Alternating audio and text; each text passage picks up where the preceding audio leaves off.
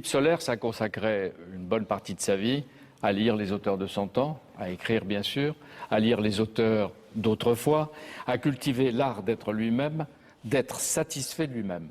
Qui aujourd'hui, en effet, pourrait dire et écrire « Mon plus grand malheur serait d'être un autre, et je ne veux être que qui je suis ». Philippe Solers, vous visitez votre vie dans un livre, mémoire, un vrai roman, publié par les éditions Plon.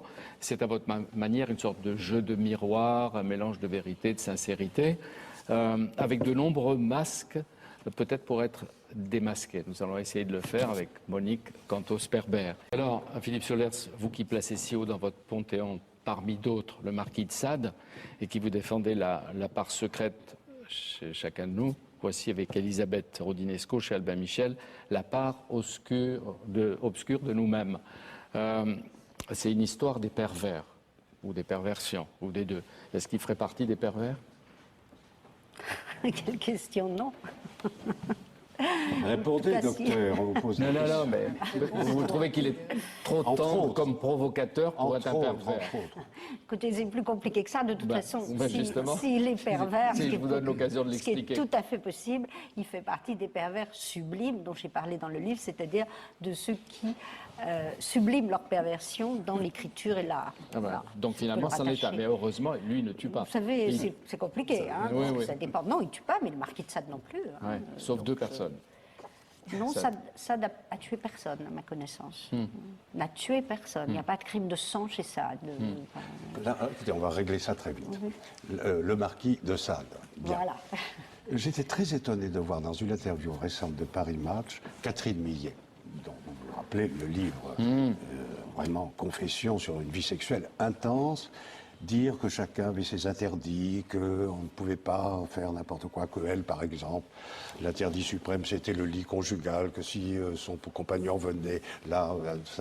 Et elle dit cette chose qui m'a paru extraordinaire, parce que c'est quelqu'un d'intelligent, qui a suivi bien des débats autour de tout ça. Elle dit, si tous les tabous tombaient, ce serait Sade partout, et ce ne serait pas souhaitable. Alors, je vais vous traduire ça en langage clair. Ce serait Sade partout. Ça voudrait dire qu'il y a combien d'habitants sur la planète aujourd'hui?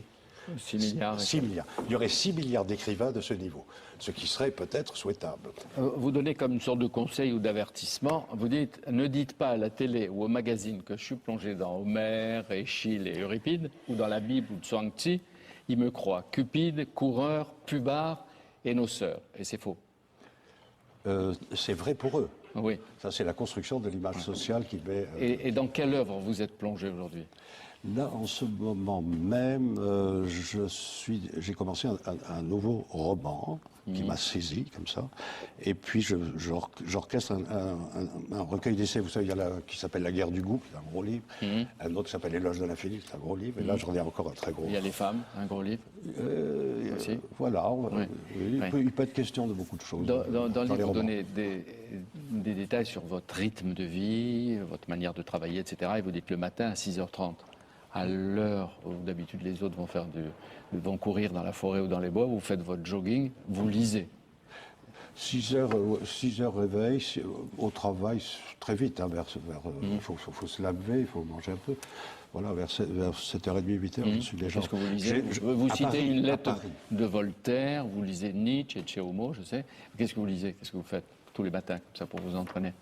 Ça dépend. À l'heure où ça dépend ce que j'ai en cours, Villepin, Hollande court. Je conseille à tout le monde de prendre au hasard, dans les 13 volumes de la Pléiade des lettres de la correspondance de Voltaire, une lettre de Voltaire comme vitamine du matin. Voilà. Et ça, c'est radical pour moi, en tout cas. C'est électrique, c'est intelligent, c'est absolument réfractaire à toutes les grimaces de son temps. Voilà. Alors, avec Monique, nous avons bien aimé votre avertissement. Ceux et celles dont les noms n'apparaissent pas dans ces mémoires peuvent considérer que c'est en général pour leur bien. Voilà. Formule ambiguë d'ailleurs, parce que soit j'aurais pu en dire du mal, soit c'est au contraire pour les protéger et ne pas dévoiler leur identité. Est-ce que ça veut dire que pour vous, haïr, c'est perdre un peu de son temps? C'est-à-dire qu'il faut éviter de porter atteinte à l'intimité des autres, n'est-ce pas? Par exemple, sur les femmes, il y en a très peu qui apparaissent avec leur nom. Évidemment, j'aurais pu donner une liste, mais sans nom. Enfin, donc, pour ça, il faut revenir au roman, c'est-à-dire aux choses qui sont transposées. Mais à un moment, vous dites, évoquant votre grand-père, qui était un maître d'escrime, Oui, très grand champion. vous dites, il avait son épée et moi j'ai mon stylo. Et il est vrai que le stylo peut parfois se servir à découper le réel, à le rendre intéressant. À le pointer, en tout cas. À le pointer, à le faire saigner, même parfois un petit peu. Quel rapport faites-vous entre l'écriture et puis cette capacité de mettre à nu les autres, mettre à nu vous-même même? Parce que c'est la guerre, hein, Paul Ebos, vous savez, le père de toute chose. Donc moi, je considère que l'écriture est la continuation de la guerre par d'autres moyens, comme disait l'autre. Et donc c'est la guerre, c'est la polémique. C'est pour ça que d'ailleurs que j'ai une réputation aussi de floue, trouble, etc. Parce que être un grand silencieux, se tenir à l'écart de la cité, faire des livres de temps en temps. Là, c'est l'éloge. Vous ennuieriez. C'est l'éloge assuré, c'est l'hommage du vice à la vertu, etc. Mais moi, je me mêle un peu de ce qui se passe dans la cité, je me mêle de ce qui se passe dans la société, j'essaie de renverser les cartes qu'on me montre pour voir ce qu'il y a dessous, etc., etc. Donc à ce moment-là, c'est une guerre, c'est un conflit. Oui. Les étapes. Tous les 10 ans, vous marquez des sortes d'étapes et vous commencez à l'âge de 10 ans, vous vous en souvenez? Vous dites à 10, qu'est-ce qui se passe à 10 ans? À 20 ans? Oui, c'est ça, de 10 ans. 10 ans, ça permet de faire le poids. Je ne sais plus très bien ce qui m'est arrivé. 20 ans, grande tentation de suicide. Ah oui, ça oui. Le suicide revient de façon récurrente. Et c'est vraiment... J'étais souvent à 2 doigts d'y basculer parce que vraiment, il y a des trop-pleins d'absurdes. Vous voyez, il y a des attaques de néantisation. Et chaque fois, il y a une femme qui vient sauver. En général, c'est plutôt des rencontres féminines qui sont des alliés. Voilà. C'est un peu, moi, je crois beaucoup aux dieux grecs et beaucoup. On ne parle pas assez des déesses, voilà. Mais vous en J'aime citez beaucoup les quelques-unes. incarnations de déesses. À 30 ans, Athéna, vif désir d'en finir. À 40 ans, l'abîme. Ennui de santé de mon fils. À 50 ans, bats-toi. C'est tout ce que j'aime dire. À 60 ans, j'entrevois la synthèse. À 70, le large. Voilà. C'est ça. Tout est possible. Oui, c'est ça. Tout est encore peut-être un peu possible. C'est un âge de grande jeunesse, en fait. Oui, oui. On est vieux quand on est jeune. Qu'est-ce que c'est la synthèse entrevue à 60 ans? De plus en plus entre la pensée, l'acte, l'écrit, la façon d'écrire, de vivre en même temps, bref, ne plus être séparé. Je suis contre la séparation en général. Je trouve que nous vivons dans un monde qui instrumentalise et qui organise la séparation. Tout doit être... Les universitaires sont universitaires, les journalistes sont journalistes, les écrivains sont écrivains, les musiciens font de la musique. Attention, il ne faut pas se mêler de ça. Voilà. Le pouvoir, c'est la séparation. On va voir dans ce qui est la vie personnelle et privée, vous en parlez. Vous avez choisi la séparation. Vous avez choisi des modes de vie parallèles. L'étanchéité n'est pas la même chose que la séparation. Alors les rencontres, la rencontre. Tout agent des services secrets ne pratique pas la séparation, il pratique l'étanchéité, ça n'a rien à voir. Alors, vous dites la voix c'est de l'importance. On parlait de Proust, on ne connaît pas, enfin, on ne connaît pas la voix de Proust. Il y a plusieurs passages sur les voix. Les voix, alors vraiment, justement. Alors je crois que la voix dit l'essentiel, oui. Et vous citez quelle voix? Dommage qu'on ne connaisse pas celle de Nietzsche. Moi, je regrette. Dommage. Et celle de Proust non plus. De Proust. Celle de Beckett non plus. On connaît la voix de Joyce, admirable, dans des enregistrements qu'il a fait. De Sartre, alors, vous dites Sartre, c'était comme ça. Bon, on se retrouve dans la rue.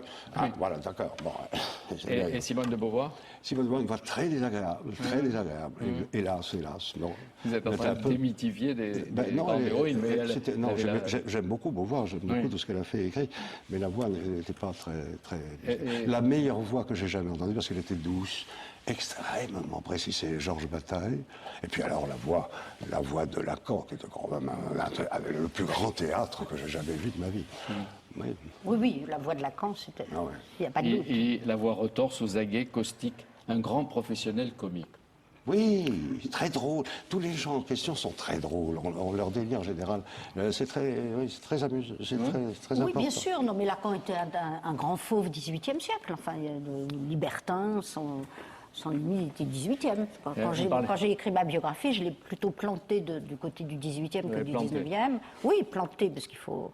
Bah oui. Comme un décor. Non, pas comme un décor, mais enfin... Un personnage. Un grand personnage. Vous savez, c'est très agréable d'écrire la biographie d'un homme comme ça, parce qu'il y a des multiples facettes.